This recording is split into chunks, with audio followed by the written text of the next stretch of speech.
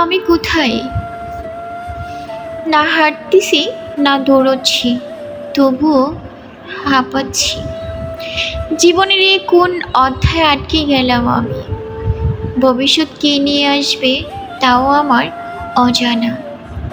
শুধু এইটুকু জানি আমি খুব ক্লান্ত এই জীবন যুদ্ধে। এই প্রতিদিনের লড়াইয়ে হাঁপিয়ে যাচ্ছি আমি। কখনো নীরবতা এসে ভর করে মনে, কখনো ক্লান্তি, আবার কখনো অভিমান কিংবা অভিযোগ। জীবনের কোন অধ্যায়ে আছি তাও যেন বুঝে উঠতে পারছি না। নিজেকে খুঁজে পাই না, যেন কোথায় হারিয়ে গেছি জীবনের কোনো এক ধাপে, কোনো এক ভুল সময়। হারাতে হারাতে অনেক কিছু হারিয়ে ফেললাম। স্বপ্ন হারালো, মানুষ হারালো, পছন্দের তালিকায় যা যা ছিল সব কিছু হারিয়েছি। সময় পার হতে না হতে মানিয়ে নিতে শিখলাম, বাদ দিতে দিতে আজ নিজেকে বাতিলের খাতে যুক্ত করলাম।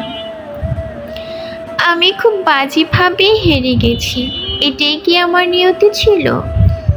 আমি কি শুধু এইসবের কষ্টেরই যোগ্য? হ্যালো লিসেনার্স, অসংখ্য ধন্যবাদ এতক্ষণ যারা আমাদের সাথে ছিলেন। আজকে কণ্ঠে ছিল আয়াত ইসলাম অনু, আর সাথে আছি আমি আয়ান আহমেদ। আর আমাদের পেজটি এখনও যারা ফলো করেননি দ্রুত ফলো করে দিবেন।